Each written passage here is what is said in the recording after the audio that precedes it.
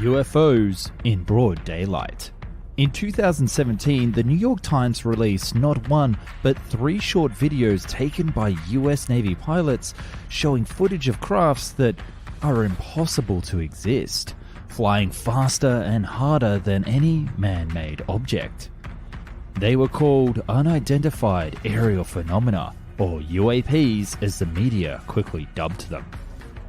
The focus of this video will be on the first of these filmed encounters, which took place in 2004 and was observed by the pilots from the aircraft carrier, the USS Nimitz. An encounter with a craft that was oblong and white in shape, akin to a giant pill or a Tic Tac breath mint, which is why this has become known as the Tic Tac UFO. So what happened out there over the lonely Pacific Ocean in November of 2004? And why is it so darn terrifying?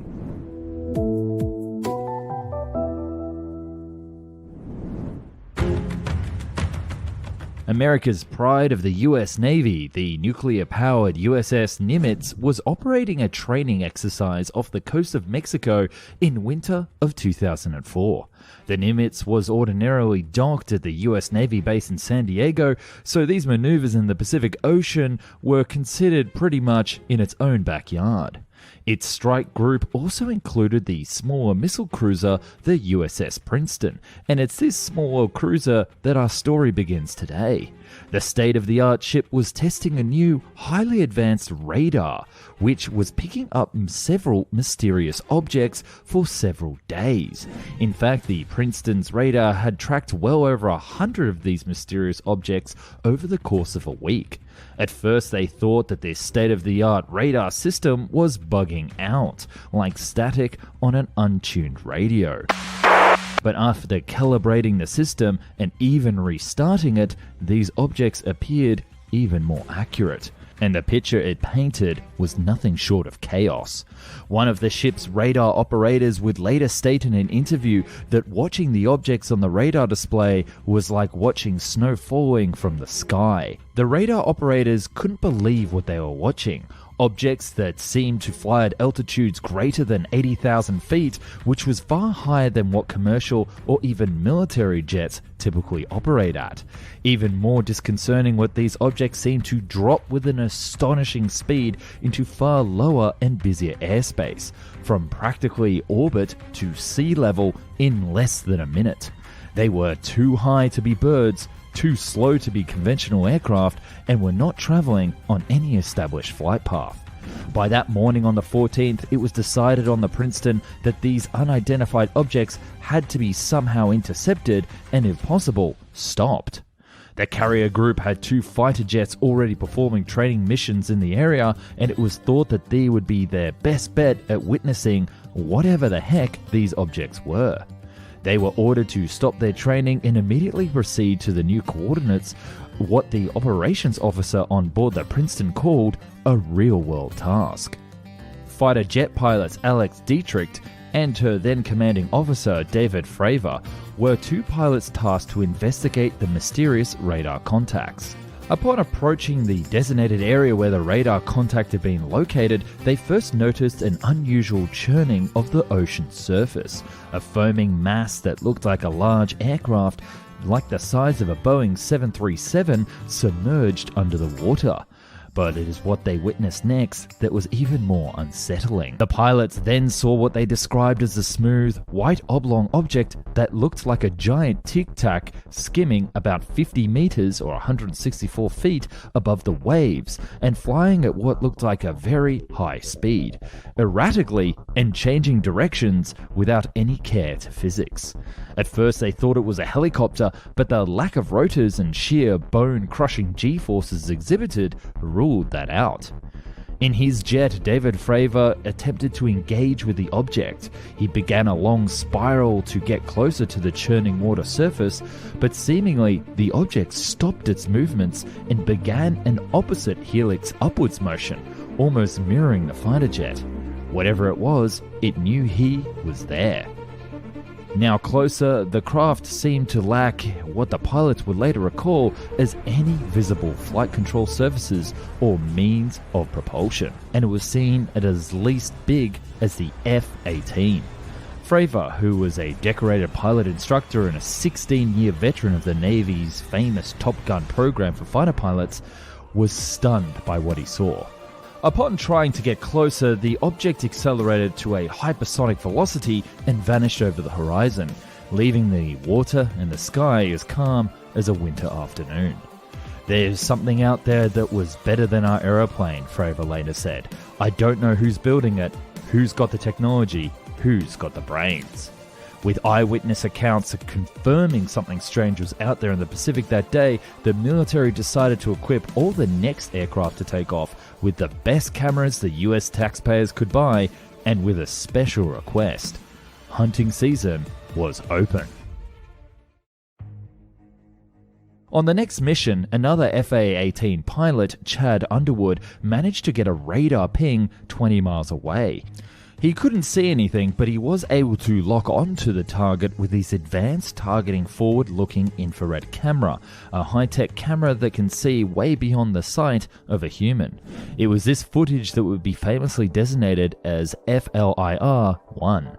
The object being filmed was shown to be a wingless, highly mobile, white and oblong-shaped. It was approximately 20 to 25 feet or 7.6 meters in length, with no visible markings on it and no glass windows or any other portals into the craft visible from any angle. It was moving so fast not to create a sonic boom, and apparently no heat trail. Normally, you would see engines emitting a heat plume. This object was not doing that. The video shows a source of heat, but the normal signatures of an exhaust plume were not there. There was no sign of propulsion. Looking at the footage after a brief period of time, either the camera loses track of the object or the object itself accelerates to well over Mach 6 and vanishes 100 kilometers over the horizon instantly, appearing to slide casually and somewhat aloofly away. While this event is considered shocking, it's the lack of response from the officers that give it a bit more of a conspiracy turn. Upon returning with the footage, the military officers on board the carrier group seemed to not be fussed at all by the event, leading many to imagine that they knew what these objects were of some high-tech drone variety. The footage was shared amongst the crew until unknown persons arrived, overriding the Admiralty and insisting that they have all the footage, the hard drives wiped, and no one to talk about it ever again. It's only because one crewman copied the footage to a disk and hid it away that we ever saw the light of day. As with any alleged conspiracy or cover-up, there are always those who rush in to debunk it. One such debunker is Mick West, a former video game designer and well-known skeptic of all things paranormal. In West's opinion, the images of the Tic Tac UFO are what happens when filming a fighter jet flying away at high speed. The resulting elongated shape that looks eerily like a giant Tic Tac is merely the glare on the lens of the infrared camera. West contends that what looks like a UFO is nothing more than light in motion creating optical distortion. He also says that the information shown on the screen of the video, such as the camera zoom level, indicates that the sweeping movements were made by the camera itself, not the so-called mystery. West further points out that the camera itself would be moving at a very high speed. This speed, together with a high zoom rate, would reflect what is known as the parallax effect, in which the relationship and apparent speed of an object and its background change, sometimes very dramatically, depending on the angle being viewed. Could these objects simply be the result of lights and a camera error? But what about the radar pings and the eyewitness accounts?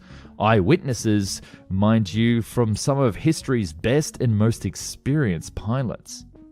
In the midst of all of this, there is one pesky question that needs answering. How is it that the United States military saw fit to release this video after so many decades of constant denials regarding UFOs? The simple answer is that the military never intended for the 2004 video of the Tic Tac UFO to go public. It was released by mistake.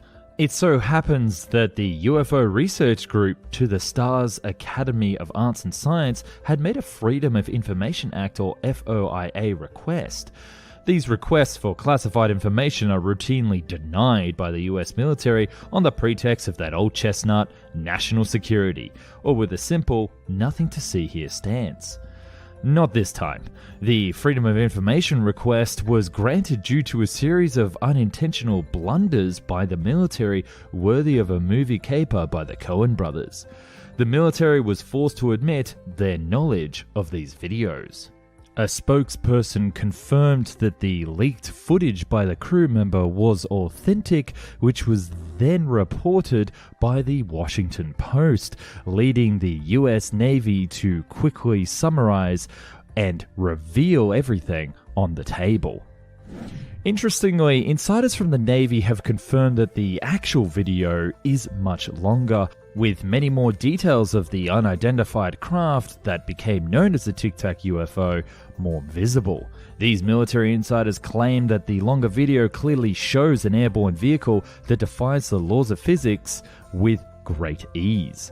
The existence of the longer video was confirmed by Chad Underwood himself in 2019, who remarked that the footage released into the public domain was merely a little video cut of what he originally filmed. And this would not be the only video released by the US military, but another two from an incident off the coast of Florida years later. But perhaps that's another video for another day, so subscribe if you want to see that one. Obviously, after this event occurred, many other media publications tried to get their hands on more footage or more information.